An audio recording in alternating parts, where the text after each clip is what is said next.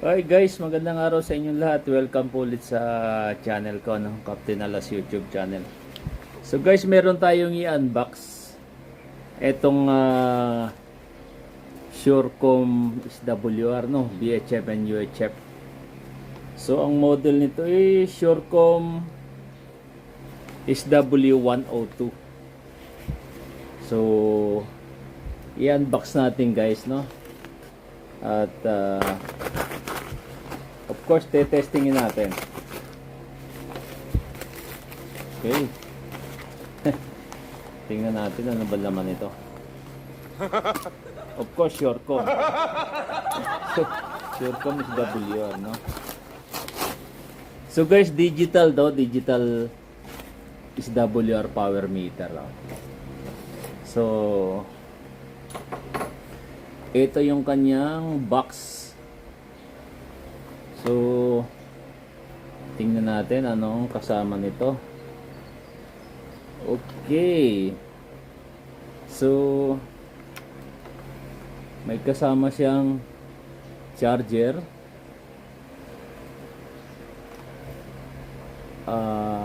Etong adapter niya, ano? For charger.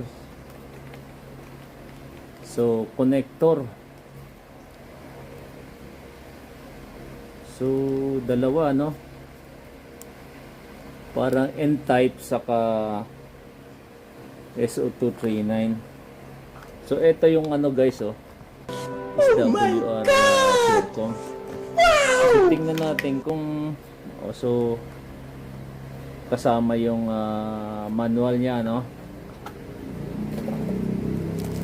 So guys, ito yung unit niya. Ayun, ang ganda, oh. So, ano ba to? N-type yata to. So N-type siya guys, oh. N-type. So, ito yung sa TX. Sa antena yung isa. Ibig sabihin, kaya siya may connector. Ito.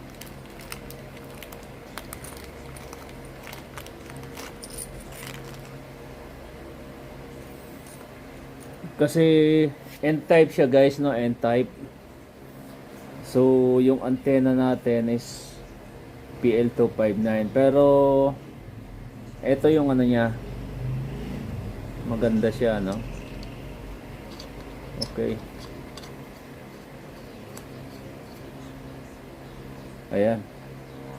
So, dito yung antena. Dito sa kabila, yung TX. Alright.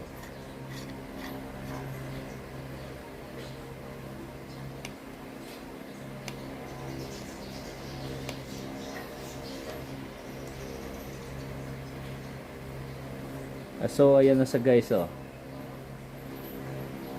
So, testingin natin isalpak. Let's go. So guys, ito na yung ating Surecom SWR, no? VHF and UHF.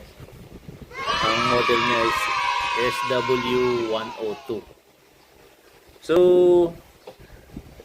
dalawa yung connector niya guys, no? N-type connector siya, pero meron na siyang kasamang connector para maikabit nyo sa PL259 sa coax, no? So ito guys, ito yung antenna side niya, no? So RGH yung ating antenna. So ang testingin natin guys is Diamond X700. X700 antenna to, ano? Tapos ito yung passcode niya. Punta sa radio. So ang radio natin is FT2980 ISO. So nakaset sa high power guys, no? High power. So tingnan natin ang kanyang SWR sa 145210. Ayan, oh. So Ayan guys, oh. Ah, ito, umiilaw siya, ibig sabihin nagta-transmit. Okay. So, flat 1 ng SWR niya, ang kanyang output is 78 watts, no? 77 yan. Okay. So, ito yung reflected power niya. So, almost 0.1 watts. So, maganda yung tune, no? Try natin sa 144 frequency. Tingnan natin ang kanya SWR. So, 1.26, no? Guys, oh. Okay. So sa 145, lagyan natin 145. 145. Okay, transmit. So 1.01, 77 watts, no? So try natin sa 146. Okay. 146. Ayan. 1.3. 74 watts. Ayun. So, itong radio natin is VHF, no? So, tetestingin ko naman sa UHF, guys, no? Sa UHF. Lilipat tayo ng radyo. So, testingin ko sa UHF. Let's go. So guys, testingin naman natin sa UHF, no? So same antenna, Diamond X700. Na testing na natin sa VHF. So testingin natin sa 430 flat, no? Transmit natin. Ayan guys, oh. 1.3. So 50 watts yung ano niya, yung output. So ibig sabihin itong ating UHF sa 2730 is accurate pa, no?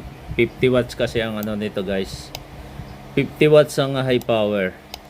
So lagay natin sa 440 flat. So press natin. Oops, almost flat 1, no? 1.04 05. So almost 50 watts din, no? 49.8 watts. Ayan, oh.